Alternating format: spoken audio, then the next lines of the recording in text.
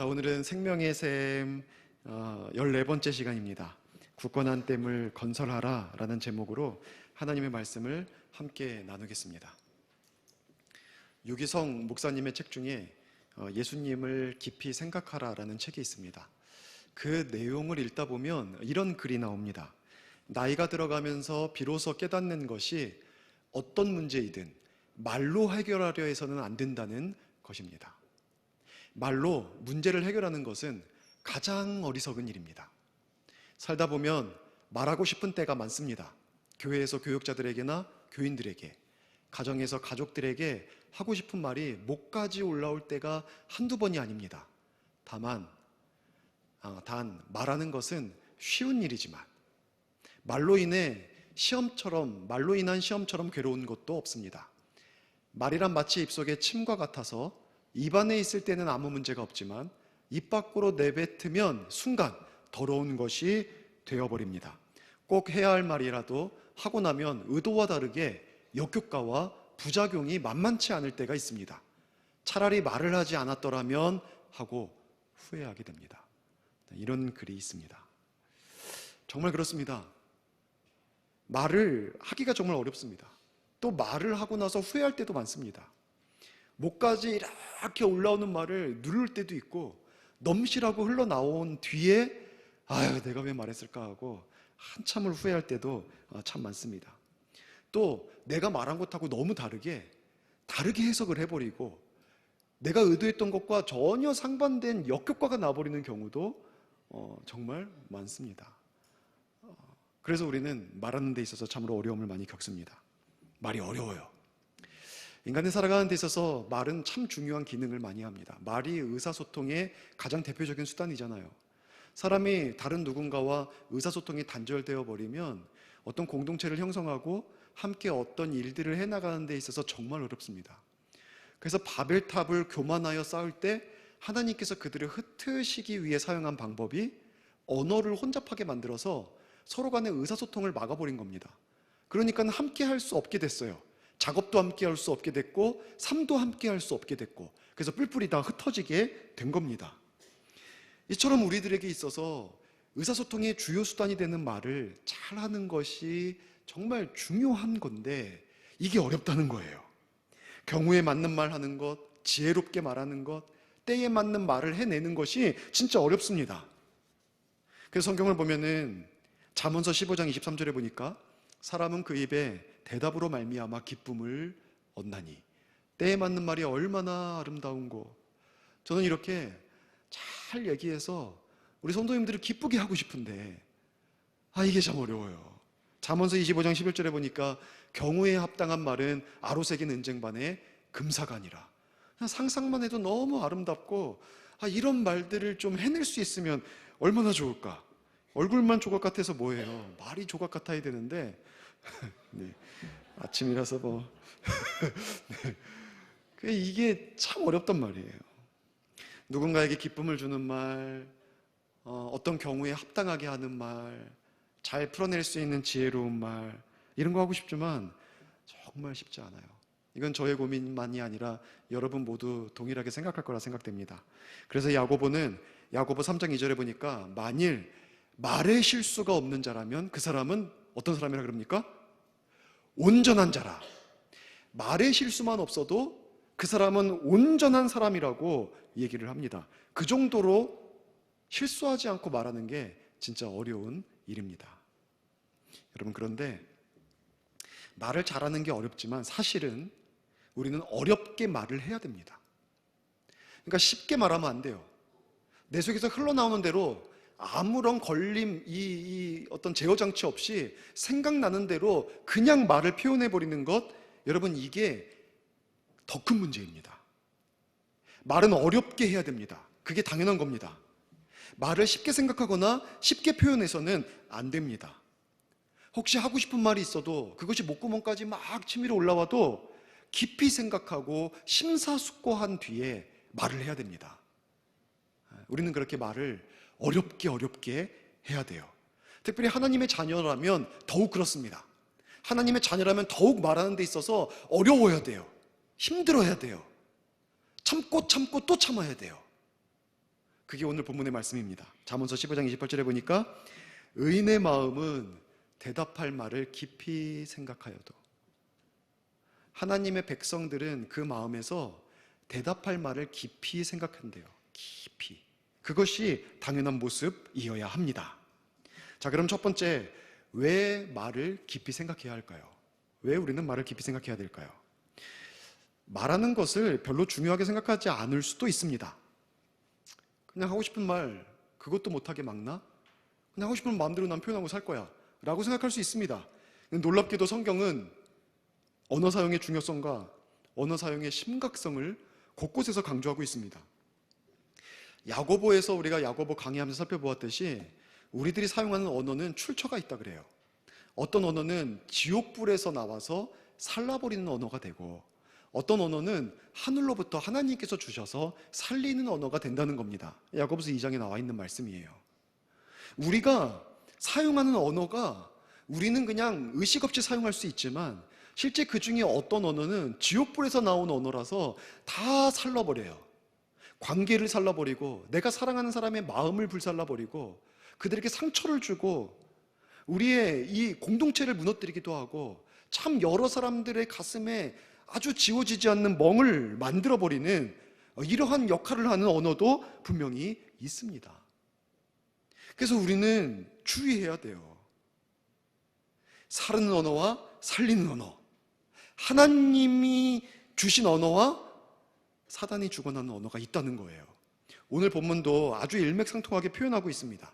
의인의 언어가 있다 그러고 악인의 언어가 있다는 겁니다. 하나님의 백성들이 사용할 수 있는 언어가 있고 그렇지 않은 자들이 사용하는 언어가 있다는 겁니다. 오늘 본문의 말씀 28절 말씀이죠. 의인의 마음, 대답할 말을 깊이 생각해도 악인의 입은 그냥 악한 말들을 쏟아낸다는 거예요. 제어하지 않고 쏟아내요. 그냥 마구마구. 여러분 그러지 않죠?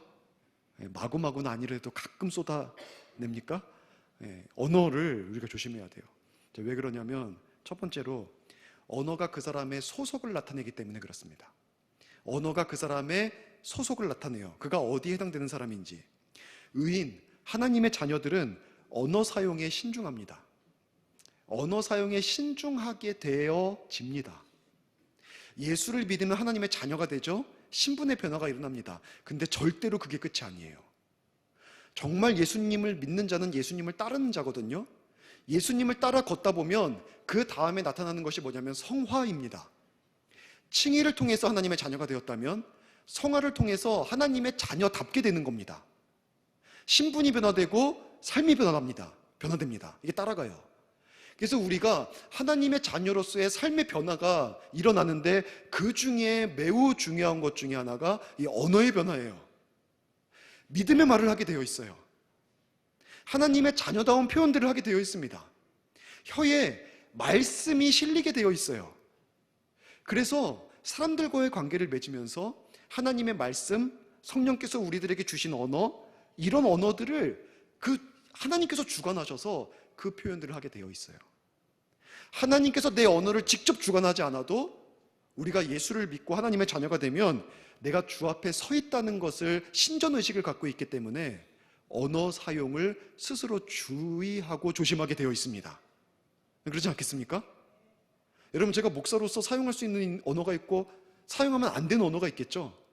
제가 그냥 툭툭 뱉으면서 상처 주면 어떻습니까? 지나가다가 하지 않겠습니다. 막 이게 말을 막 표현하면 어떻겠어요? 그러면 여러분 상처받을 겁니다. 힘들 거예요. 목사님이 저렇게 말을 하나? 이 생각 들 겁니다. 세상 사람들 시장에서 굴러다니는 말투를 목사가 똑같이 쓰고 있으면은 그게 목사다움이 있겠습니까? 그렇지 않거든요. 그러니까 하나님의 자녀들은 하나님 앞에서 신전의식을 가지고 내 언어 사용도 주의해야 되는 거예요. 그것이 정말 중요한 우리의 성화의 하나의 요건입니다. 자신의 감정과 자신의 욕구대로 말하지 않습니다. 말씀이 이끄는 대로 언어를 선택하고 성령이 이끄는 대로 순종합니다. 그래서 우리의 언어가 바뀌어요. 신중해져요. 사용하는 데 있어서. 우리는 살리는 말을 하게 되어 있습니다. 세우는 말을 합니다. 우리는 다른 사람들을 회복시키는 언어를 사용하고 치유의 말을 하고 사랑의 말을 합니다. 극단적인 언어 사용을 피하고 우리는 성령의 언어로 우리를 재무장하게 되어 있어요. 그래서 그 언어를 통해서 그가 어디에 소속되어 있는지를 드러내게 되어 있습니다. 의인은 깊이 생각해서 선한 말, 의로운 말, 거룩한 말, 살리는 말, 이런 언어들을 쓰게 되어 있고, 그냥 그렇지 않은 사람들은 자기 감정대로 욕구대로 툭툭 말을 뱉어내고 쏟아내게 되어 있는 거예요. 여러분, 언어를 통해서 하나님의 자녀됨을 나타내 보이시기 바랍니다. 두 번째는 언어가 그 사람의 생각을 보여주는 수단이기 때문에 그렇습니다. 언어는요, 그 사람이 어떤 생각을 하는 사람인지를 보여줍니다. 오롯이 한 사람의 생각을 보여주는 게 언어예요.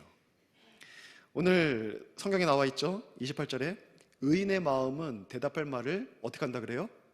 깊이 생각한다. 생각의 결과로 언어가 나오는 거거든요. 깊이 생각해요.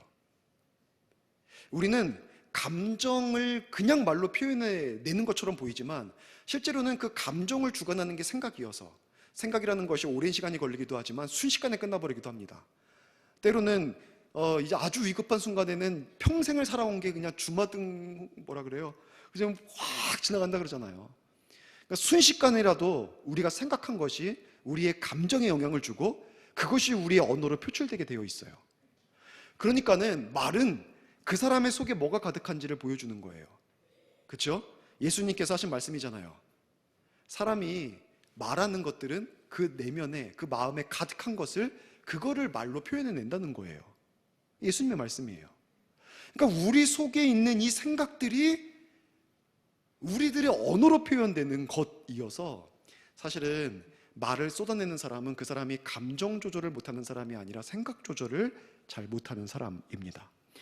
여러분, 누군가가 나에게 무례하게 대하고 폭언하고 내가 의도했던 것과 다른 말들을 나한테 표현할 때 그때 여러분 감정이 어떻겠습니까? 누군가가 여러분 보고 막 나쁜 말 하면 어떻겠어요? 내가 보니까는 우리 집사님은 뭐라고 하면 좋을까요? 뭐라고 하면 상처를 안 받을까요? 우리 집사님은 얼굴이 호떡 같아. 그러면 여러분 어떻습니까? 그 말 들으면 어떻겠습니까? 이거 갖고는 웃어 넘길까요? 하여튼 우리는 나쁜 말 들으면 감정이 상해요. 누구나 상합니다. 누구나. 근데 마음이 상했다고 해서 입으로 누구나 다 상한 마음을 다 표현하진 않아요. 그거를 그대로 쏘아붙이는 것도 성에 안 차서 나중에 그거를 막 또 누적시키고 이 사람 저 사람한테 어떻게 저런 인간이 다 있냐고 막 말해서 그런 사람이 있는가 하면, 어떤 사람은 그냥 듣고 웃어 넘기고 농담하고 그렇게 하는 사람들도 있어요. 그러니까 이것이 그냥 단순히 느껴지는 감정의 표출이 아니라는 거예요. 우리의 생각의 표출이지. 똑같은 상황, 똑같은 일을 당하여도 내가 어떤 생각을 하느냐에 따라서 그것이 내 언어로 표현이 되어 나가게 되어 있습니다. 여러분, 생각 조절을 잘 하셔서 여러분의 언어가 바뀌고 그로 말미암아서 하나님의 자녀됨을 드러내 주실 수 있기를 부탁을 드립니다. 세 번째로, 쏟아내는 언어는 사실 많은 문제를 일으키기 때문에 그렇습니다. 여러분, 쏟아내는 언어는 대부분 선하지 않습니다. 그렇죠? 누군가를 미워할 때 그 미움이라는 감정이 언어로 막 표현이 돼요. 쏟아내지죠. 분노가 일어날 때 다른 사람의 말보다 내 말이 더 크게 그 사람을 눌러버리기 위해서 그 언어가 막 쏟아집니다. 다툼을 일으킬 때 그 다툼에서 싸우면서 우리의 언어가 쏟아지죠. 내 속에 욕심이 가득하면 그 욕심, 내 욕구를, 내 뜻을 충족시키기 위해서 내 입에서 언어가 쏟아집니다. 시기심, 이기심, 자기중심적 교만, 이 모든 것들이 언어화되면 그것이 우리들의 입 밖으로 쏟아지게 되어 있어요. 착한 언어를 쏟아내는 사람은 잘 못 봤어요. 칭찬의 언어도 쏟아내지 않아요. 한마디 툭 던지지. 근데 나쁜 언어는 쏟아내요. 그죠? 나 너 미워하고 끝난 사람이 있습니까? 그건 애교예요, 애교. 그냥 미우면은 그 미움의 언어를 쏟아내고 또 쏟아내고 3박 4일 쏟아내도 안 돼요. 일주일 쏟아내고 한 달 쏟아내고 1년까지는 가지 마세요, 제발. 이걸 막 쏟아내게 되어 있어요. 여러분, 그래서 오늘 본문이 말합니다. 28절 하반절에 악인의 입은 악을 쏟느니라.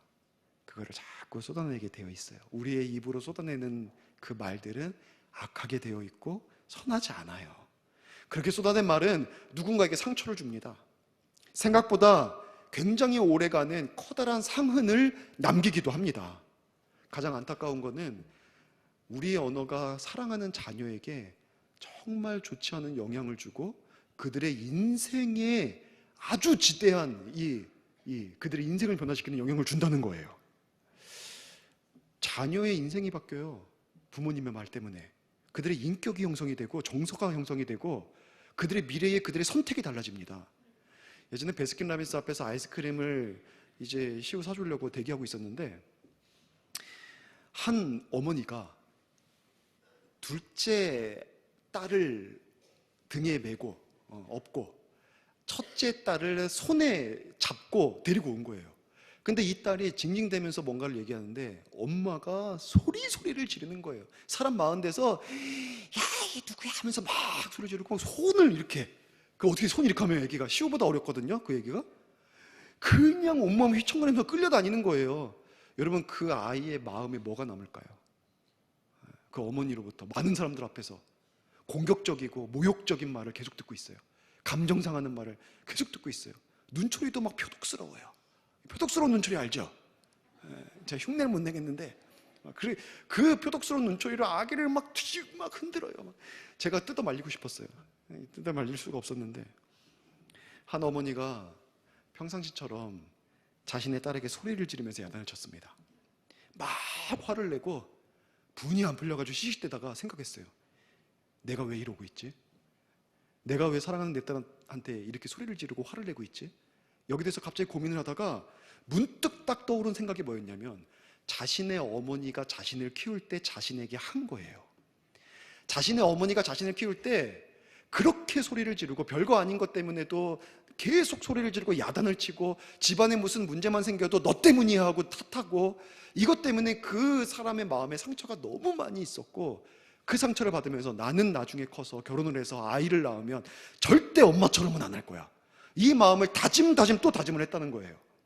근데 그리고 나서 막상 딸을 낳아서 보니까 똑같이 하고 있는 거예요. 엄마가 소리 지른 것처럼 똑같이 소리 지르고 문제가 생기면 똑같이 탓하고 있고 야단치고 있고 매사에 인상 쓰고 소리 지르고 있는 자기 모습을 발견한 거예요. 그래서 엄마한테 전화를 했습니다. 자신의 엄마에게. 그리고 묻습니다. 엄마, 나 어렸을 때 왜 매일 나한테 화내고 야단쳤어? 내가 그때 얼마나 힘들었는 줄 알아?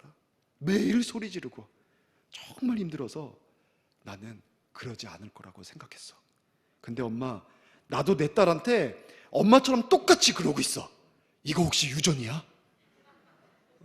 이거 혹시 유전이야?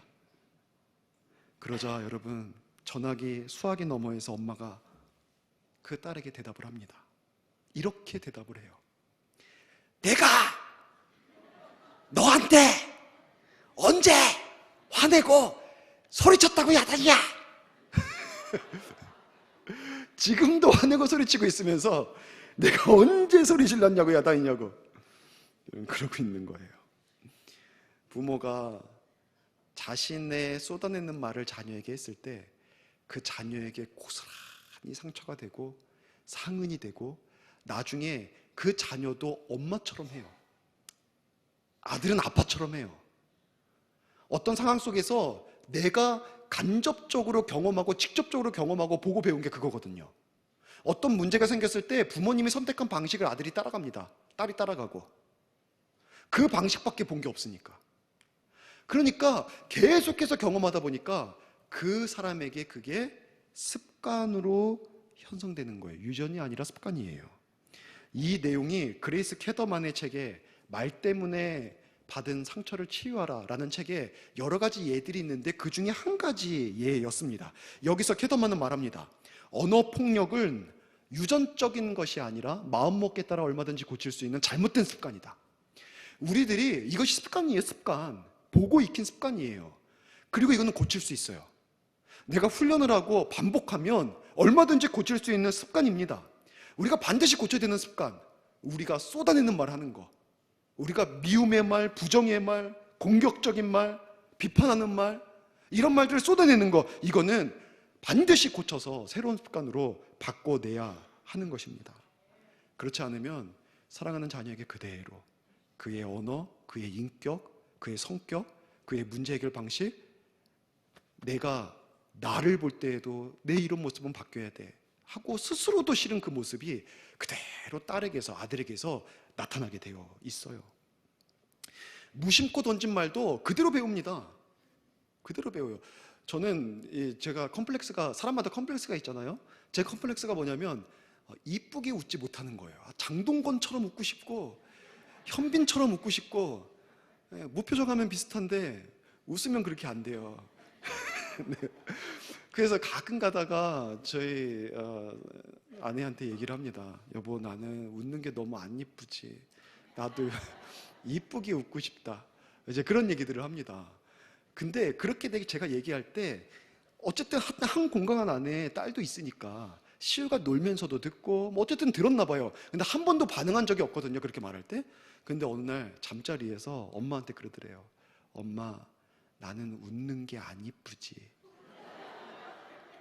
그 얘기를 딱 전달받는 순간, 야, 이거 진짜 말 조심하지 않으면 큰일 나겠다. 잘못하면 이 아이의 평생에 나는 웃는 게 안 예뻐가 머릿속에 들어가 있으면 사람들 앞에서 웃는 게 제대로 되겠어요? 어색해지죠? 제가 심어준 거예요, 제가 그거를. 그래서 와, 이제 큰일 나겠다. 진짜 큰일 나겠다. 이 생각이 들더라고요. 그러니까 우리가 사용하는 언어가 얼마나 상대방에게 얼마나 큰 영향을 줍니까? 아이의 생각 주머니에 그대로 누적돼서 그게 인생이 돼요. 아이만 그렇겠습니까? 우리의 배우자에게, 우리의 부모님에게, 우리가 교회 안에서 서로 사랑하는 우리의 지체들에게 우리들이 생각하지 않고 쏟아내는 말, 그 말들이 서로에게 상처가 되고 상흔을 남겨서 우리의 관계를 멍들게 하고 아프게 하는 그 직접적인 원인이 되는 겁니다. 화내는 말 여러분 하지 마십시오. 여러분, 남을 미워하는 말 표현하지 마십시오. 비판하고 싶은 말 그거 마음속에 넣어두십시오. 여러분이 그렇게 뭔가 막 표현해서 그렇게 다른 사람에게 쏟아내야 후련할 것 같은 그 말들을 그냥 다 이렇게 넣어두십시오. 정 쏟아내고 싶으면은 임금님기는 당나귀기 하면서 대나무 숲에서 여러분 외치십시오. 성경은 말합니다. 전도서 5장 2절에 함부로 입을 열지 말고 급한 마음으로 말을 내지 말며 마땅히 말을 적게 하라. 에베소 4장 29절에도 말합니다. 무릇 더러운 말은 너희 입 밖에 내지 않고 오직 덕을 세우는 데 소용되는 대로 선한 말을 하되 듣는 자들에게 은혜를 끼치게 하라. 선한 말을 하되 듣는 사람들에게 은혜를 끼칠 수 있도록 그런 말들을 표현하라고 합니다. 여러분, 이를 위해서 깊이 생각하고 그리고 선한 말들을, 은혜로운 말들을 표현해낼 수 있는 우리 모두가 될 수 있기를 주의 이름으로 축원합니다. 두 번째, 마지막으로, 큰 마지막으로, 그러면 어떻게 깊이 생각해야 될까요? 여러분, 생각을 깊이 할 때에도 방향성이 바로 잡혀야 되고 생각을 깊이 할 때도 방법을 바로 알아야 됩니다. 그냥 깊이 생각한다고 다 좋은 게 아니에요. 사기꾼들 보면 깊이 생각합니다. 다른 사람을 속이려고 아주 치밀하게 계획을 세워요. 보이스피싱을 당하면, 저는 당해본 적이 없지만 전화가 오면은 정말 뭔가 그 ATM기 앞에까지 간대요. 돈을 출력하려고. 그렇게 된대요. 그렇게 다른 사람을 움직이기까지 얼마나 깊이 생각하겠어요. 부부가 말싸움을 하면은 거의 대부분 한쪽이 이깁니다. 그쪽이 남성입니까, 여성입니까? 아내가 주로 이깁니까? 남편이 주로 이깁니까? 말싸움. 네, 아내가 주로 이깁니다. 예. 왜 그럴까요? 자, 이런 것도 연구하는 사람들이 있습니다. 왜 부부싸움을 하면 아내가 이길까? 한 가지 이론이 나왔는데 그게 뭐냐면, 남자는 그렇게 싸움을 하고 다툴 때, 말을 할 때 뇌가 우뇌 좌뇌가 있잖아요. 근데 한쪽 뇌만 사용한대요. 근데 여자는 말싸움을 할 때 양쪽 뇌를 다 사용한대요. 감정적인 것과 논리적인 것들을 다 사용해서 말하고, 남자는 논리적인 것 속에서 대부분 말하고, 그렇게 한쪽을 말하는데 양쪽을 다 말하는.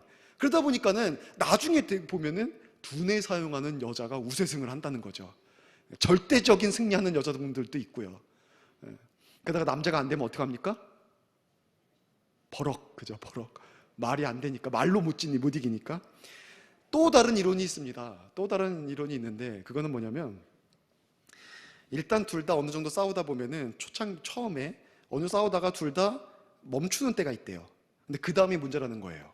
멈춘 다음에 남자는 생각하면서, 에이, 그래도 내가 참을 걸 괜히 화냈네. 에이, 그냥 잊어버리자. 미안하다고 하자. 에이, 그냥 더 이상 생각하지 말아야지. 이러면서 잊어버린대요.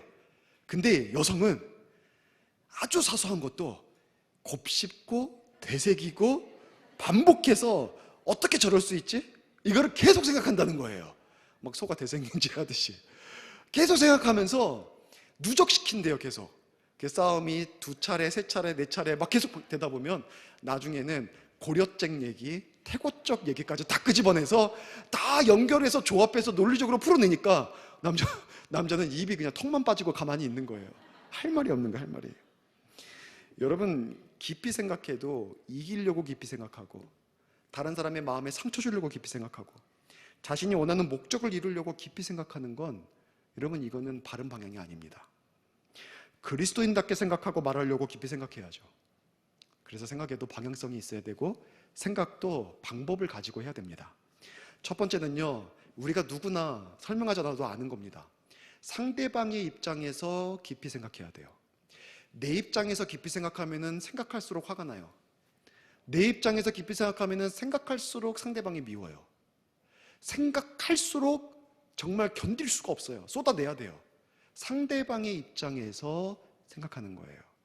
내가 한 말 때문에 받았을 상처, 이 상황 속에서 어쩌면 가질 오해, 그가 그렇게 행동하고 말할 수밖에 없었던 그런 처지들, 그런 것들에 대해서 생각을 해야, 우리 속에서 깊이 생각해야 쏟아내는 말이 아니라 선한 말, 하나님의 자녀다운 말, 의로운 말, 거룩한 말을 할 수 있다는 거예요. 그래서 이렇게 상대방의 입장에서 생각하려면 내가 내 마음대로 상대방을 생각하는 것도 안 돼요. 상대방을 있는 그대로 제대로 들으려고 하는 그 마음이 있어야 돼요. 상대방의 입장에서 듣는 마음, 그 듣는 지혜가 있어야 돼요. 적극적으로, 액티브 리스닝, 경청이라고 하죠. 적극적으로 들어야 돼요. 적극적으로. 여러분, 들을 청, 한자 알죠? 들을 청이라는 말이 저렇게 생겼습니다. 잘 보입니까? 귀자 밑에 임금 왕자가 있어요. 옆쪽에 보면은 열십자, 밑에 눈목자, 한일자, 마음심자 있습니다. 다행히 제가 다 아는 한자들이 모여 있어요. 저렇게 모여 있는 게 들을 청자입니다. 근데 이거를 풀어내면 이런 의미라 그래요. 들을 귀에 임금 왕자가 밑에 있죠. 듣는 일에는 임금이 되라. 그 다음 옆에 10번을 헤아려 살펴보고 마음을 하나로 꿰뚫어라. 이게 듣는 거라는 거예요. 듣는 데서는, 듣는 거에 있어서만큼은 왕이 되는 거죠. 임금이 되는 거, 최고가 되는 거예요. 10번을 헤아려서 그 사람의 마음을 꿰뚫어 보는 거예요. 그게 듣는 거예요. 그렇게 들을 수 있으면 우리는 우리의 언어가 많이 바뀔 수 있을 것입니다. 우리는 소통의 시대에 불통을 경험해요. 불통은 다른 사람이 나에게 말해주지 않아서가 아니에요. 내가 안 들으려고 해서 불통을 경험하는 경우가 정말 많습니다. 광고를 한번 해도요, 말씀을 한번 전해도요, 뭔가 권면을 한번 해도요, 제가 말한 거와 전혀 다르게 받아들이는 경우를 종종 봅니다. 종종 봐요. 여전도에 실행위원회 모임이 17일 날 있습니다라고 광고를 했어도 갑자기 예배 끝나고 나서 그러면은 이번 주 월요일 날 저희가 해야 될 게 뭡니까? 라고 물어봐요. 네. 그래서 이번 주 월요일이 아니라 다음 주라니까요. 이러면은 이제 지나가면서 딴 사람한테 말하는 거예요. 우리 목사님하고는 왜 이렇게 대화가 안 되지? 이렇게. 그게 왜 그렇습니까? 쟤는 똑바로 말했는데, 저는 똑바로 말했는데, 들을 때 이상하게 듣는 거예요. 그러니까 여러분, 대체로 우리는 그렇게 관계를 많이 맺습니다. 정말 소통의 시대에 소통 잘하고 싶으면 잘 들어야 돼요. 그것도 상대방의 입장에서. 그렇게 들으면 불화가 사라지고 우리의 언어 표현이 많이 순화되고 하나님의 자녀다운 언어, 그리스도인다운 언어를 사용할 수 있을 겁니다. 두 번째는요, 직접 화법이라는 것을 간접 화법으로 바꿔야 돼요. 직접 화법은요, 직접 말하는 거예요. 오늘 날씨가 추워요. 이런 게 직접 화법이에요. 간접 화법이라는 것은 그것을 이야기로 바꾸고 그것을 비유나 어떤 은유로 바꾸고 그거를 유머로 표현하고, 이런 것들이 간접 화법입니다. 우리는 뭔가를 딱 생각나는 대로 쏟아부으려고 하기 전에 일단 부드럽게 깊이 생각하면서 이거를 어떻게 예시를 들어줄까? 이걸 어떻게 비유적으로 표현할까? 이걸 어떻게 유머를 담아서 표현하면 저 사람이 기분 안 나쁘게 들을 수 있을까? 이런 것들에 대해서 깊이 생각할 수 있어야 돼요. 이것이 상대방에게 굉장히 설득적으로 상대방을 설득할 수 있는 효과, 힘도 있습니다. 여러분, 예를 들어서 자녀에게 토마토를 먹이고 싶어요. 근데 어린아이들은 토마토 좋아하지 않잖아요. 꿀 찍어 먹고 설탕 뿌려 먹어야 맛있잖아요. 그러니까 이걸 안 먹으려고 한단 말이에요. 달질 않으니까. 근데 엄마가 줘야 되겠으니까 직접법으로 얘기하는 거예요. 아들아, 딸아, 토마토는 건강에 좋으니까 이거 많이 먹어라. 여러분, 그러면은 여러분 자녀가 잘 먹겠습니까?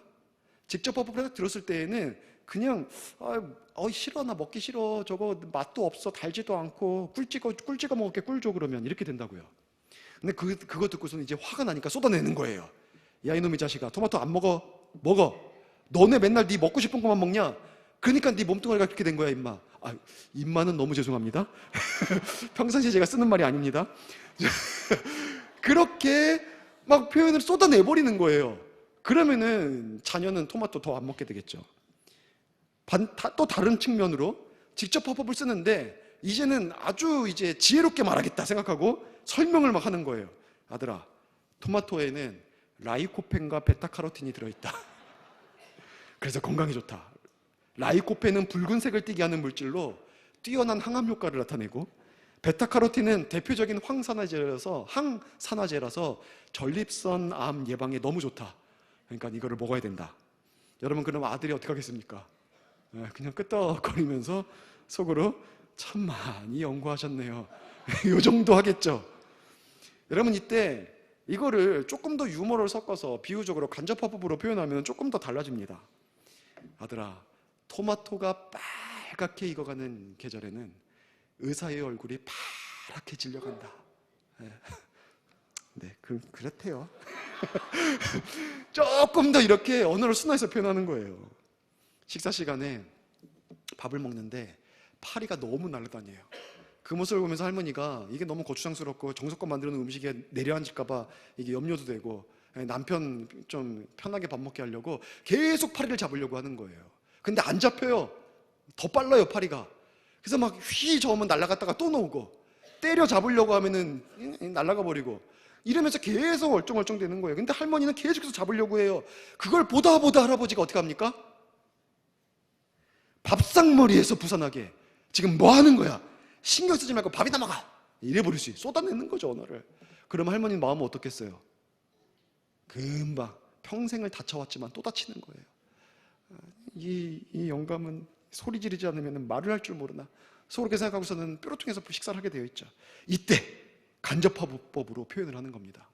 여보, 파리 한 마리 죽이면 10마리가 문상인데. 감사합니다. 그렇게 뭔가 좀 부드러운 언어로 예시로 바꿔서 표현해주면 우리가 쏟아내서 나타내는 악효과 사라지고 훨씬 더 좋은 관계 속에서 부드럽게 원하는 목적도 이룰 수 있습니다. 그러니까 우리는 그렇게 깊이 생각하면서 그를 비유적으로, 유머로, 어떤 상징, 은유로 표현하려고 애를 쓰는 거예요. 세 번째로 긍정적인 면을 먼저 살펴보고 긍정적인 면을 많이 말하려고 생각하십시오. 그러니까 어떤 부정적인 면이 보여도 그거 말해야지가 아니라 저거를 마음 상하지 않게 말하려면은 긍정적인 거를 먼저 좀 많이 말해야 되겠다. 이렇게 생각을 하는 거예요. 스스로도 마찬가지고 남을 향해서도 마찬가지입니다. 다윗 같은 경우 보면은 지난번에도 얘기했지만 압살롬 아들의 반역 때 도망을 가요. 성에서 나가는데 그때 사울의 친척이었던 사람 중에 시므이라는 사람이, 그 사람도 다윗에게 굉장히 많은 은혜를 입었거든요. 근데 나가니까 이때다 싶어서 저주를 퍼붓습니다. 다윗에게. 다윗이 나중에 돌아오죠. 주변 사람들이 다윗이 해야 될 첫 번째 과제로 시므이를 처벌하는 거였어요. 다윗은 거기서 그렇게 말합니다. 아니다. 하나님께서 저 사람의 입을 빌어서 내가 들어야 될 말을 한 거다.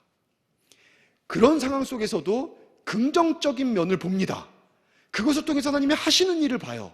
그러니까 그의 언어를 통해서 저주가 나가지 않죠. 다른 사람을 향해서도 마찬가지입니다. 우리는 그렇게 긍정적인 걸 봐야 돼요. 하버드 협상 연구소라는 데가 있는데 별게 다 있어요. 하버드 협상연구소에서 실험한 것 중에 이런 게 있습니다. 신혼부부가 서로 주고받은 말을 분석해서 이 신혼부부가 결혼 생활을 얼마나 유지할지를 알아보는, 밝혀내는 그런 실험이었어요. 그리고 나서 한 가지 그것들을 정확히 진단할 수 있는 것을 찾았습니다. 그들에게, 부부에게 최근에 갈등이 있었을 때 어떤 대화들이 오고 갔는지 그거를 녹음해서 달라는 거예요. 근데 그것을 딱 들으면, 그 대화를 분석해 보면 딱 30초만 들어도 이 사람들이 갈라설 부분지 계속 결혼 생활을 지속할 부분지를 알아맞힌대요. 그 확률이 90%가 된다 그래요. 30초만 대화를 들어도 지속할 부분지 이혼할 부분지를 정확하게 알아낼 수 있는 거예요. 그래서 그렇게 30초를 들은 결과로 어떻게 알아낼 수 있었냐면, 지속하는 부부들은요, 상대방을 비방하는 언어를 만약에 하나를 썼다 그러면 상대방을 인정하는 언어를 5을 쓰더래요, 싸우면서도. 그러니까 인정하면서 한 가지 잘못을 지적하는 거죠. 근데 깨지는 이 부부를 보니까 5개의 비방의 말을 하고 1개의 인정의 말을 하더래요. 부정적인 면을 많이 보고 부정적인 면을 많이 말하면 깨집니다. 긍정적인 면을 많이 보고 긍정적인 면을 많이 말하면 그 관계는 지속돼요. 그리고 가끔 말하는 잘못된 부분은 오히려 관계에 있어서 더 좋은 쪽으로 나아가게 하는 요인이 되겠죠.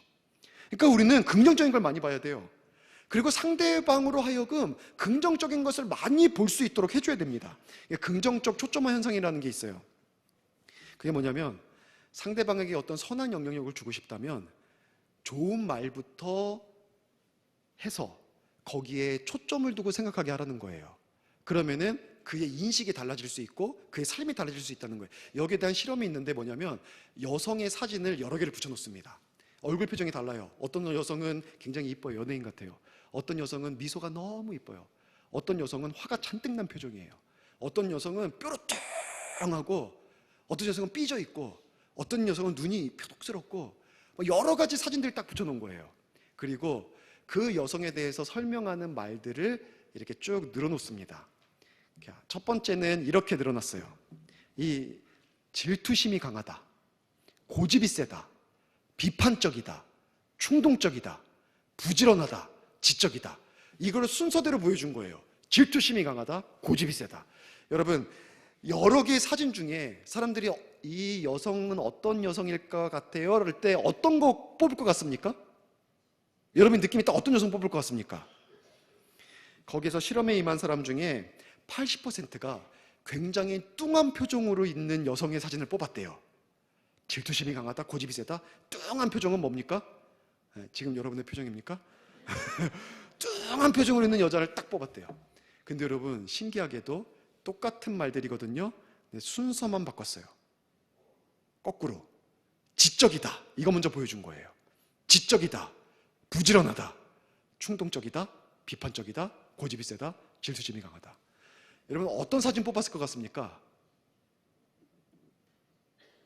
놀랍게도 아까랑 똑같은 단어들인데 순서만 바꿨을 뿐인데 70%의 사람들이 굉장히 단아하고 아리따운 여성의 사진을 뽑더래요.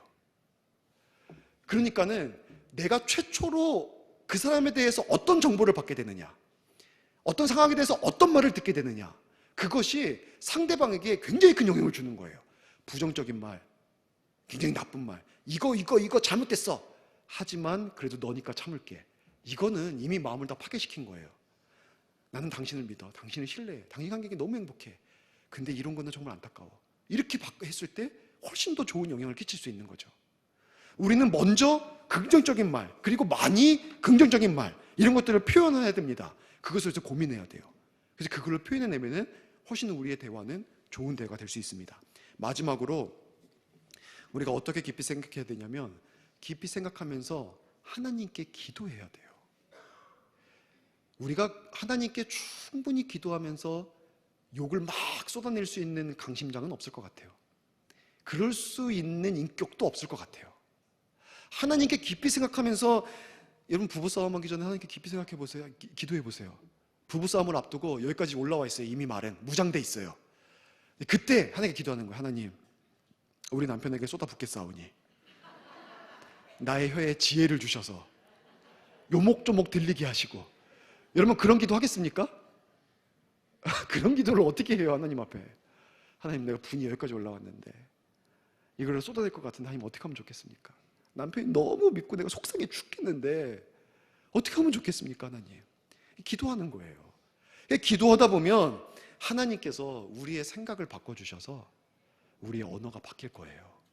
그래서 찰스 브리지스가 잠언서라는 이 주석을 썼는데, 이 주석에서 이 본문을, 이 구절을 주석하면서 그 말을 했어요. 이렇게 하나님 앞에 깊이 생각하라는 거는 하나님 앞에 깊이 기도하라는 거다. 깊이 기도해야만, 인간은 약하지만 강하신 하나님께서 우리의 언어를 바꿔주셔서 우리는 죄짓지 않고 깨뜨리지 않고 사르지 않고 남을 회복시키고 살리는 언어를 사용할 수 있다. 여러분 그렇게 말씀하셨습니다. 주석을 했습니다. 여러분, 그리고 우리가 깊이 생각해야 되는 것은 오늘 본문 28절 다음에 29절이에요. 악인은 말을 쏟아내는 사람이고 의인은 깊이 생각하는 사람이잖아요. 여러분, 하나님께서 말씀하시는 게 뭐냐면, 악인은 외면하지만 의인의 기도는 내가 응답하겠다는 거예요. 들어주겠다. 우리는 하나님의 응답을 받고 싶어요. 우리는 다 하나님 앞에 소원이 있어요. 근데 말을 함부로 사람에게 표현하면서 쏟아낼 거 다 쏟아내면서 하나님, 그러나 내 기도 들어주세요. 하나님이 안 듣겠다는 거예요. 안 듣겠다.